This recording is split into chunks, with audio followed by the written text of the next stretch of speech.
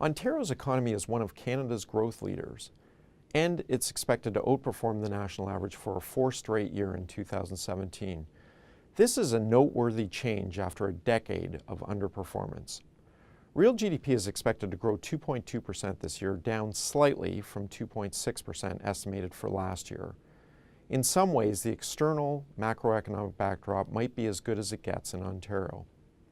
The combination of stronger U.S. demand, low oil prices, and a weaker loonie is supporting exports and manufacturing.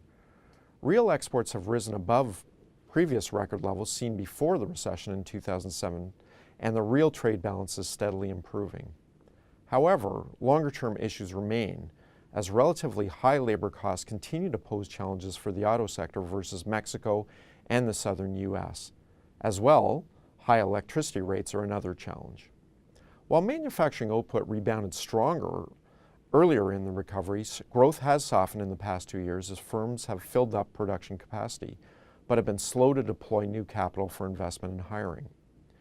Manufacturing employment remains near record lows. Ontario's broader labor market is performing well, with employment growth among the strongest in Canada, but most has been concentrated in the Greater Toronto Area. The jobless rate is now trending below the national rate for the first time in a decade. Meantime, the housing market remains hot, with extreme strength in Toronto now fully expanding to smaller surrounding cities.